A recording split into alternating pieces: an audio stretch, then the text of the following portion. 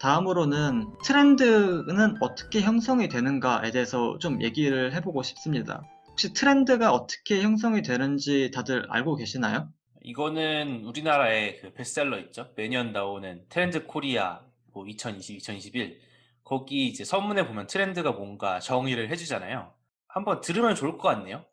네, 승준님 제가 설명을. 이제 설명을 해보자면은 트렌드가 사실상 패션 업계에서 제일 많이 이제 영향을 받고 제일 많이 사용하는 지표 중에 하나예요. 왜냐하면은 옷 같은 경우는 이제 계절마다 또 트렌드가 다르고 그리고 어떤 브랜드마다 또 트렌드를 새로 가지고 나오면은 또 트렌드가 바뀌고 하니까 패션 업계 같은 경우는 트렌드에 항상 민감할 수밖에 없거든요. 조심하고.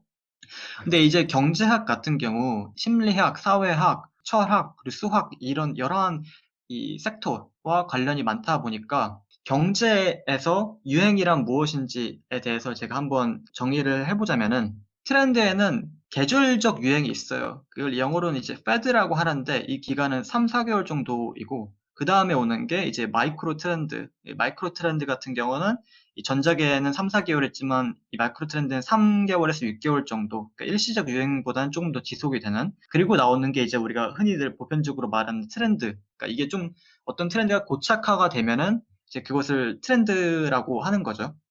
그 다음에 오는 게 메가 트렌드, 그리고 그 다음에 오는 게 하나의 문화, 컬처가 되는 거예요. 3단계 트렌드부터는 강력한 상품성을 띠고 매우 많은 사람들한테 영향을 미치고 파급력을 보여줍니다. 예를 들어서 어떠한 연예인들이 어떤 춤을 추는데 그 춤이 유튜브나 소셜미디어로 번져 나가가지고 뭐 틱톡이나 그런 데로 번져 나가서 많은 사람들이 그 춤을 알게 되고 그 춤을 추는 거 이런 것들 예시를 들 수가 있고 4단계 메가 트렌드 같은 경우는 유행을 넘어서 이제 거의 문화 현상으로 자리를 잡을 정도의 좀 뭔가 강력한 습관이 되는 그러한 것들을 메가 트렌드라고 하고 5단계 같은 경우는 그 문화, 그러니까 이미 우리 생활의 일부가 되어서 그 누구도 흐름을 막을 수 없는 상태를 나타냅니다. 그러니까 예를 들어서 우리의 음식 습관, 뭐 아니면 예절, 생활 양식, 뭐 아니면 어떤 대규모 집단을 특정 지을 수 있는 특성들을 예시를 들 수 있겠네요. 이 지금 제가 생각하고 있는 그 현재 기술이나 아니면 현재 기술의 방향성 같은 경우는 어, 이미 3단계 트렌드나 아니면 메가 트렌드에 도착을 했다고 봅니다. 왜 그렇게 느껴지냐면은 결국에 이러한 통제나 감시 그리고 그 추적이 되는 사회를 만들려면은 일단 모든 서비스가 디지털화가 돼야 되거든요. 디지털화가 돼야 그 어떠한 centralized government, 그러니까 중앙화된 그런 정부에서는 조작하기도 쉽고 그 사람들의 데이터를 얻기도 쉬워요. 모든 서비스가 다 디지털화가 되면은 이러한 그 기술들이 인터넷과 기술의 발달로 인해서 메가 트렌드 현상이 되어 버리면은 이게 일부 국가에서만 벌어지는 현상이 아니라 전 세계에서 동시다발적으로 일어날 현상이라는 거죠. 이제 지역적으로 겪는 현상이 아니고 언어와 국경을 초월해서 모두가 함께 만들어가는 문화가 될 수 있다는 겁니다. 그래서 나중에는 이 어떠한 기술이 우리의 프라이버시를 침해하고 자유를 침해하는 그런 기술이 정부가 도입을 하려고 해도 도입을 하려고 해서 군중들이 그것에 대해서 반대를 하고 시위를 한다고 해도 그 정부는 대안과 이유를 찾아서 끊임없이 계속 시도를 할 것이라고 생각을 해요. 왜냐하면은 이미 많은 사람들은 이 지금 기술과 현재 트렌드가 메가 트렌드 정도에 도착해 있는 걸 보면은 이것에 대해서 납득을 하고, 왜냐면 정부가 말 그대로 그 리즈닝을 할 거니까 납득을 하고 좀 더 크게 반발 없이 받아들일 거라고 생각을 합니다. 언젠가는. 혹시 이 부분에 대해서 덧붙이고 싶은 얘기나 의견이 있으신가요? 다들? 사실 우리가 이 트렌드라는 용어를 사용하지 않았을 뿐이지 지금까지 얘기해온 게 이렇게 일시적으로 생겨나는 한 가지의 그러니까 유행 그리고 이게 트렌드로 발전하고 이 한 가지 문화로서 자리 잡을 수 있다는 얘기를 많이 언급했던 것 같아요. 그래서 그거에 대해 조금 좀 더 이제 전문적으로 분석을 한 것 같고 말씀하신 것처럼 이제 트렌드라는 게 보통 1년 정도 단위가 돼야지 트렌드라고 얘기하지만 코로나 같은 경우는 아직 1년이 되지 않았음에도 불구하고 우리가 메가 트렌드 수준이라고 어느 정도 생각을 하고 있잖아요. 그래서 이게 파급력이 그만큼 컸다 정도로 생각을 하고 이제 이거는 조금 다른 얘기일 수 있는데 제가 처음에 이 주제를 들었을 때 '코로나 이후의 세상은 어떻게 변할 것인가.'라는 주제에서 제가 갖고 있었던 견해는 이런 거였어요. '코로나 자체가 인류가 나가고 있던 방향을 크게 바꾸진 않을 것이다. 다만 좀 가속화하는 영향은 있을 거'라 생각을 했거든요. 이게 어떤 의미냐면은 우리가 나아가고 있던 방향들이 정보화되고 더 온라인화되고 비대면화되는 거는 사실 코로나가 있었든 있지 않았든 변화가 될 장기적인 한 가지 흐름이었다고 봅니다. 그렇지만 코로나가 옴으로써 이 방향성이 유지가 되면서 좀 더 빨라진 것뿐이었죠. 그래서 좀 정리를 해 보자면은 결국 코로나가 세상을 크게 바꾼다기보다는 좀 가속화시켰다 정도로 저는 지금 느껴지는 것 같습니다. 제가 뭐 좀 하나 승주님의 질문에 답변을 하고 싶은 거는 요즘 경제학, 사회학, 심리학 논문들이 트렌드가 코비드인 것 같아요. 코로나 바이러스. 그 영향. 네.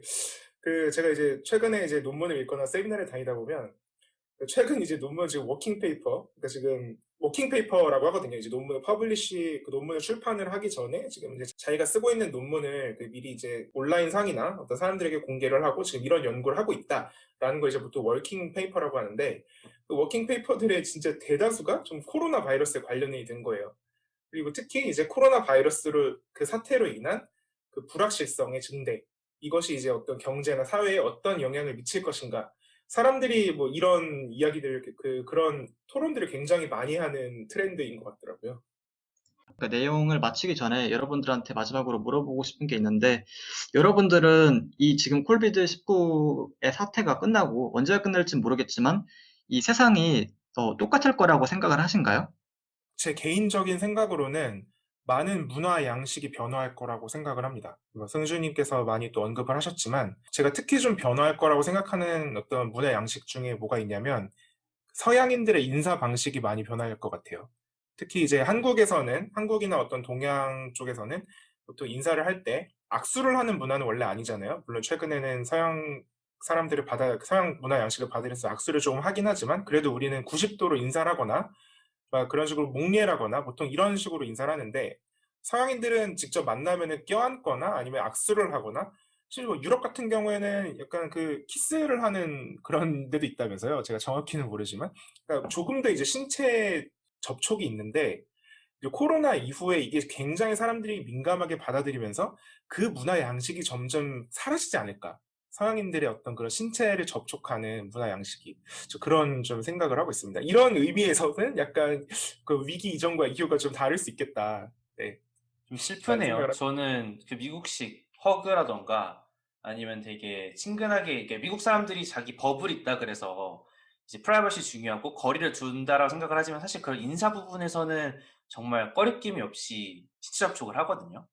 저는 거기서 음. 약간 인간다움을 느끼는데 이런 게 사라진다라고 생각하니까 좀 슬프네요. 진짜 저도 이제 최근에 뭐 미국 사람들을 만나면은 다들 팔꿈치 인사를 하더라고요. 미국에서도. 팔꿈치 인사 아시나요? 이게 저 아, 영상으로 못 네. 봐서 아쉬운데, 팔꿈치를 서로 이제 손이 아니라 팔꿈치를 서로 이렇게 접촉을 하는 그런 인사입니다. 그리고 좀 멀리서 저는 목례를 하기도 하고. 네. 어렵더라고요. 그 약간 어색해서 좀 네네. 이제 보는 것도 그렇고 전 실제로 하진 않거든요, 그렇게. 낯간지럽다라고 해야 되나? 너무 그렇습니다, 좀. 이상하죠. 네, 네. 이상합니다, 많이. 근데 또 익숙해지면 또 언젠가는 되게 또 이게 메가 트렌드로서 방금 이제 승준이 말씀하셨듯이 메가 트렌드로서 자리 잡지 않을까. 그리고 언젠가는 문화까지 올라가지 않을까. 그런 생각을 해봅니다. 음. 개인적으로는 그렇게 안 됐으면 좋겠네요. 저는 지금처럼 좀 이제 인간미 넘치는 문화가 좋은 것 같습니다. 저도 그렇습니다. 저도 지금 비슷한 생각을 하는 게, 인간은 확실히 저는 스킨십이 되게 중요하다고 생각하거든요. 그래서 그 스킨십으로 전해지는 그 말로 표현할 수 없는 무언가가 있다고 생각을 많이 해서 되게 좀 그런 부분 중요하다고 생각을 하고, 저는 이거 지금 한국 사회에 대해서 좀 얘기를 하자면, 저만 한국에 있으니까 제가 느끼는 게, 기본적으로 좀 직업의 안정성에 대한 환상이 좀 깨질 것 같아요, 이번 사건으로 인해서. 그래서 기존에 원래 한국 사람들이 갖고 있었던 뭐 회사라든지 이런 그 개념에서 조금 이제 최근에 이제 프리랜서라든지 사업으로 진출을 한다든지 이런 부분에 대해서 좀 고민이나 생각이 좀 많아지지 않을까? 그러니까 원래는 사실 외국 같은 경우는 이미 이런 트렌드로 가고 있었는데, 한국이 좀 이런 변화가 되게 느린 면이 있었는데, 이번에 코로나 사태로 인해서 좀 그쪽으로 좀 생각이 좀 성숙해지지 않을까라는 좀 조심스러운 전망을 한번 해보고 싶습니다. 제가 아까 말했던 것과 좀 유사한 부분이 있네요. 아무래도 원래 그렇게 발전해 나가는 방향이었지만 코로나 때문에 조금 더 빠르게 변화가 될 것 같다. 네네네, 맞습니다. 그리고 아까 뭐 승민님께서 말씀을 하셨지만 우리가 가고 있던 어떤 큰 방향 자체가 바뀌진 않을 거라고 저도 생각은 하거든요. 어떤 뭐 이런 세밀한 부분에서는 다른 점이 있겠지만 큰 방향 있잖아요. 뭐 유비쿼터스 시대, 뭐 디지털라이제이션, 뭐 근데 이런 것들이 좀 더 가속화가 될 수 있겠다. 저도 그 말에 심히 공감을 하는 편입니다. 저는 그 최근 그 미국 블랙 라이브스 매터 시위 있잖아요. 그 조지 플로이드 님께서 안타깝게 돌아가시면서 이제 촉발된 그 시위를 보면서 좀 한 가지 드는 생각이 있었어요. 그 시위 자체가 코로나 사태 이후에 굉장히 심각하게 지금 전염병이 유행하고 있는 상황에서 벌어진 시위였잖아요. 네, 저 같은 경우에는 좀 어떻게 생각을 했냐면 사람들이 집중을 하는 이슈가 다르더라고요. 그 한국이랑 미국이랑. 그러니까 예를 들어서 미국 같은 경우에는 시위를 하는 사람들에게 이제 좀 비판을 하는 요소 중에 하나가 그 루팅이라고 했죠. 약탈.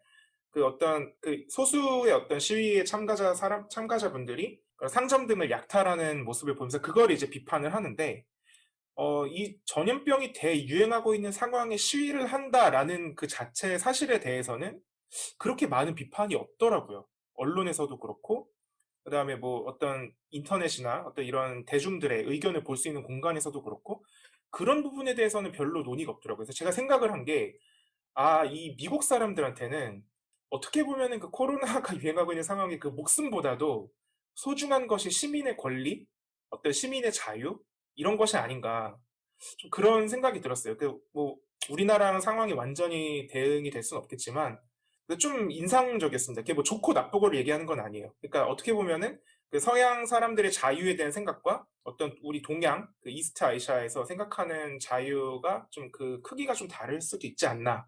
그러니까 지금 아직까지는 제가 정립된 생각은 아닙니다. 네, 그런 생각을 좀 해봤습니다. 말씀하신 것처럼 확실히 미국 사회의 그 자유에 대한 갈망과 그리고 어떤 안전 그리고 자유라는 두 가지 가치 중에서 자유가 먼저 올 수도 있을 것 같네요. 아무래도 미국이다 보니까. 네, 목숨보다도 좀 소중히 여기는 것 같아요. 그 사람들은 어떤 시위나 이런 그런 권리를. 네, 저도 많이 공감을 하고요. 저도 약간 내용을 정리를 마지막으로 해보자면은 그런 얘기가 있잖아요. 인류가 대통합이 되려면은 외계인이 쳐들어오는 방법밖에 없다. 그러니까 외부의 적을 만들지 않고서는 그 전 인류가 융합되기 어렵다라고 얘기를 하는데 사실 저는 이런 전 세계적인 팬데믹 상황에 보면 어떤 연합을 하려고 하는 어떤 국가 간의 이런 동조를 하는 이런 걸 좀 기대를 했는데 사실 지금 상황을 보면 서로 막 손가락질하면서 문 닫고 못 들어오게 하고 이렇게 좀 오히려 편 가르기가 생겨나 버렸잖아요. 물론 이게 질병이라는 이제 전염이 된 질병이라는 특성도 존재하겠지만 진짜 인간 사회가 융합되기가 되게 어려울 것 같다라는 저는 그런 생각을 좀 코로나를 보면서 한 것 같습니다.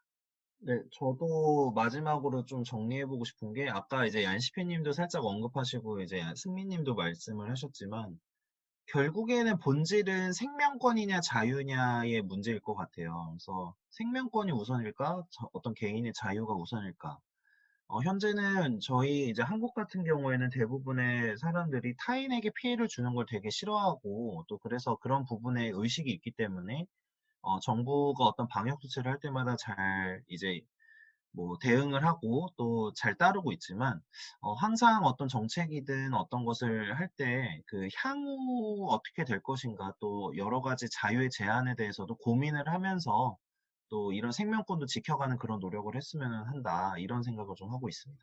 저는 개인적인 생각인데 지금 이 전 세계를 조종할 수 있는 그런 하나의 집단이 존재한다고 생각을 해요, 개인적으로.